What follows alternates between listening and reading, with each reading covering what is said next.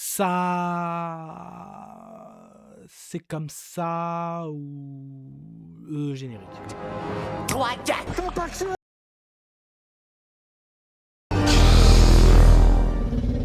Soit on meurt en héros, soit on vit assez longtemps pour se voir endosser la peau du...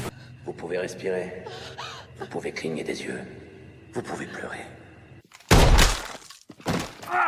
M'a ramené le conduit, celle-là. Maintenant que j'ai votre attention, Salut à tous, c'est Fab et des Garmates sur ma chaîne, amis des plateformes, j'espère que vous avez la forme, amis du cinéma, j'espère que ça va. Aujourd'hui, plateforme de streaming, on a parlé récemment de HBO Max avec la série française Belphégor, j'en ai parlé sur la chaîne, bon. Et après, on peut faire un lien, parce qu'on te le vend un peu comme un thriller horrifique. Là, on va parler de, sur HBO, série d'horreur. Et entre-temps, j'ai parlé de, ça c'était sur Netflix, la saison 2 de Tomb Raider, la légende de Lara Croft, avec une quête au niveau des masques d'Orisha.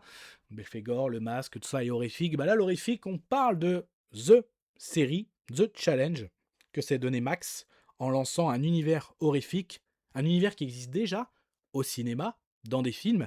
Et là, le prequel en série de ça. Bienvenue à Derry. Donc évidemment, un gros pari déjà de ouvrir un univers film des séries, bah quoique Disney l'a bien fait pour Alien, hein, par exemple, mais là carrément le prequel en série. Donc là, on a les origines de ce fameux clown, hein, qui est bien sûr comment dire, une référence au niveau pop culture horrifique. Donc là, on pose les bases. On sait que ce clown qui s'en prend aux enfants. Donc 8 épisodes, petite heure. Moi, je l'ai regardé en 2 fois, donc 4 et 4. Et bah, pour avouer, le truc des séries horrifiques, moi, ça marche pas. Voilà, au niveau du rythme, tout ça, le côté horrifique, je trouve que ça marche pas. Par contre, voilà, le contexte est là, donc à savoir, on a le côté des militaires, en plus, ils expliquent bien, on est en période de guerre froide par rapport à des armes, et en gros, ils détectent qu'il y a le mâle rôde à Derry, et comme une arme presque vivante, et ce qu'ils aimeraient, c'est la capturer. Et pourquoi pas après, limite, ce que je comprends, la lâcher limite chez les Russes, ça fait pour faire installer une psychose chez l'ennemi. Donc ils ont même un militaire qui est comme un médium pour détecter tout ça, voilà. On a en même temps aussi une histoire avec les enfants, bien sûr, faut que dans l'univers, donc là c'est plutôt pas mal le côté horrifique, tout ça, il y a le côté émotionnel. Euh, Par rapport à ça, on découvre l'origine de notre personnage principal, même si ses premières apparitions vraiment arrivent à l'épisode 4, mais c'est une origin story. Et pareil, on a aussi quelqu'un qui est suspecté par rapport à la disparition d'enfants, voilà, tout ça. Donc, il y a vraiment ces 3 histoires qui tournent de ça pour donner notre origin story. Donc, ça reste sympathique, mais le côté horrifique ne marche pas. Je retiens bien sûr la scène des égouts, hein, qui est vraiment excellente. Là-dessus, j'ai rien à dire.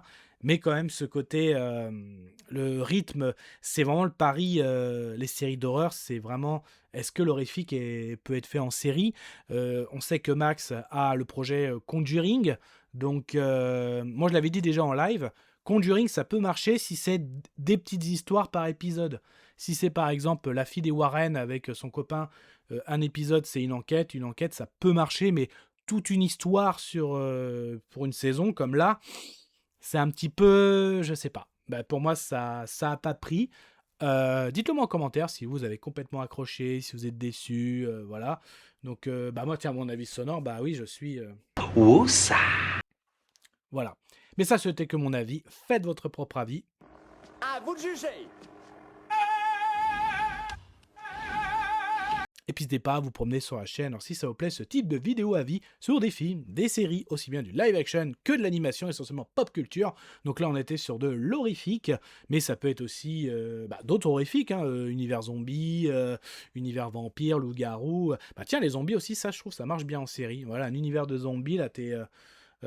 ça marche bien par contre, c'est vrai, donc c'est bien en disant ça. Mais je fais pas que de l'horreur, hein. Il y a aussi de la fantasy, de la science-fiction, du super-héroïque, pop culture en général. Donc, bah tiens, en plus, est-ce que vous, par rapport au film, vous aimez la franchise ça? Vous pouvez me le dire en commentaire. Kenavo. Je vous souhaite une agréable soirée. Désolé pour le bordel. Au revoir.